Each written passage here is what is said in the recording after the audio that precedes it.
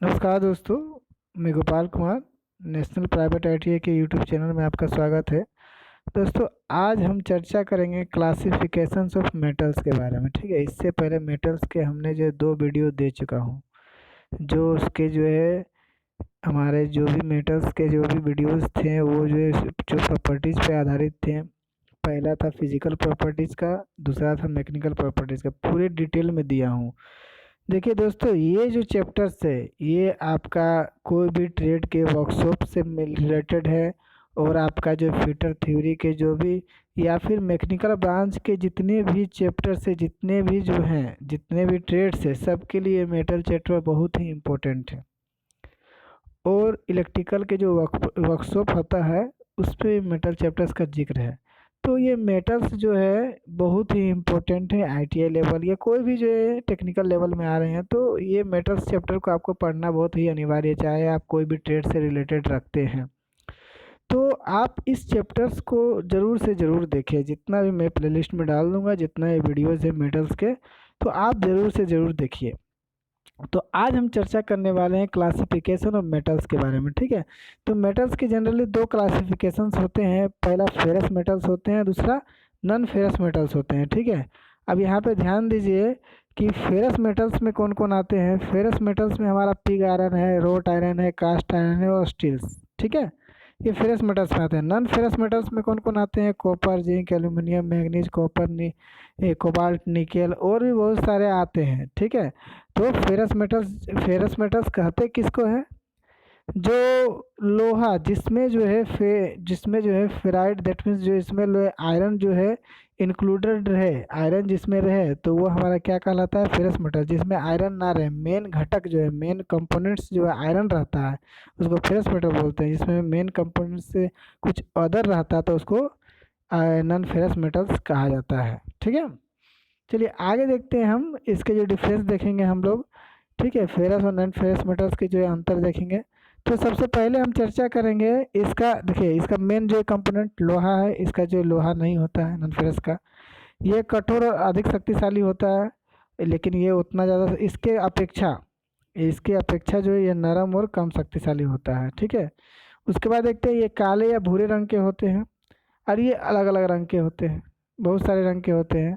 ठीक है, आगे देखते हैं। ये इसमें जो जंग लग जाता है, इसमें जो क्या होता है, ये जंग जो है नहीं लगता, इसमें जंग का संचालन करता है कौन? Non ferrous metals. ठीक है, इसका गलनांक अधिक होता है। देखिए यहाँ पे जो दिख रहा है, ये ध्यान रखिएगा इस पॉइंट्स को। फेरस मेटल जो है शुद्ध होता है, इसका गलनांक अधिक होता है, लेकिन जबकि जो है इसका गलनांक जो है क्या होता है? कम होता है नॉन फेरस मेटल्स का, याद रखना है। और इसका जो चुंबकीय गुण होता है, इसमें चुंबकीय गुण नहीं होता। ये सस्ते होते हैं और ये महंगे होते हैं। ठीक है, ये जो उपलब्धता कम है इसका, ये महंगे होते हैं। ठीक है, उसके बाद और देखते चलते हैं। ये भारी होते हैं, ये हल्के होते हैं। ठीक है, और ये ठंडी अवस्था में क्या होते हैं? भंगुर होते हैं, ब्रिटल होते हैं। ठंडी अवस्था में ब्रिटल होते हैं, और ये गर्म अवस्था में ब्रिटल होते हैं।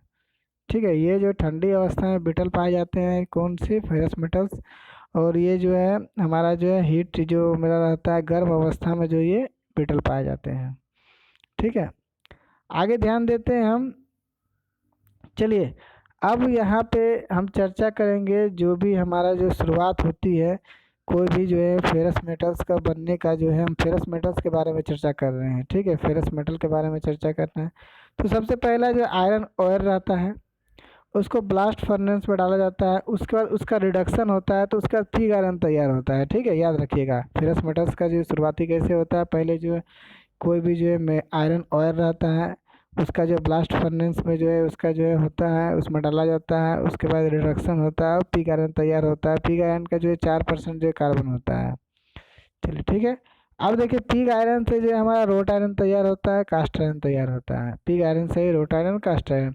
अब रोट आयरन से क्या होता है? Plain carbon steel, alloy steel तैयार होता है। जो भी कार्बन स्टील्स जो भी है रोट आयरन से तैयार होगा।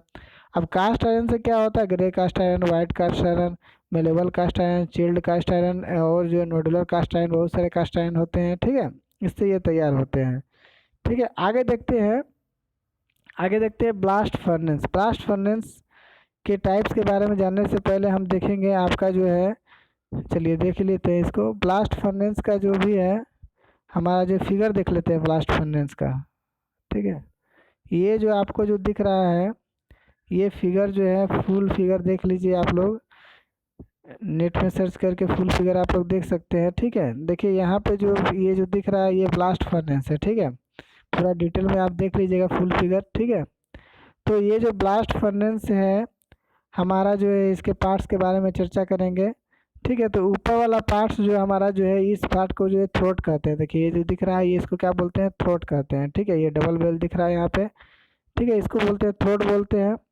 ठीक है, जो टॉप वाला पार्ट होता है, इधर जो इसको जो बोलते हैं इसको स्टेक बोलते हैं। ये जो दिख रहा है यहाँ से थ्रोट का नीचे वाला पोर्शन से, थ्रोट से लेकर नीचे वाला पोर्शन तक को स्टेक बोला जाता है। ठीक है, इसको क्या बोला जाता है, स्टेक बोला जाता है। इधर जो आपको जो दिख रहा है नीचे वाला पोर्शन जो, इसको बोस बोलते हैं। ठीक है, सबसे नीचे वाला पोर्शन को क्या बोलते हैं, बोस बोलते हैं।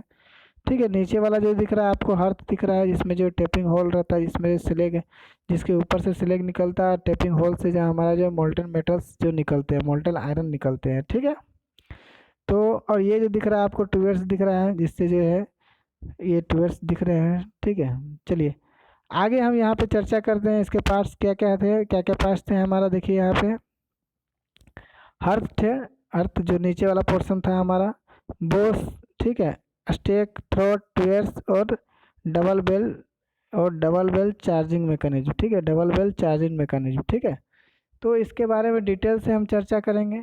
ठीक है, तो सबसे पहले हम देखते हैं कि रॉ मटेरियल हमारा जो कौन कौन सा ब्लास्ट फर्नेस में कौन कौन सा रॉ मटेरियल का प्रयोग किया जाता है।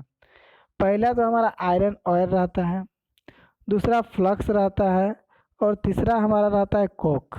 तीन चीज़ रहते हैं। ठीक है, याद रखिएगा, आयरन ऑयल रहेगा, दूसरा फ्लक्स रहेगा, तीसरा कोक रहेगा। ठीक है, अब यहाँ पे ध्यान देना है आयरन ऑयल जो है कौन कौन होते हैं। ठीक है, आयरन ऑयल देख लेते हैं हम लोग।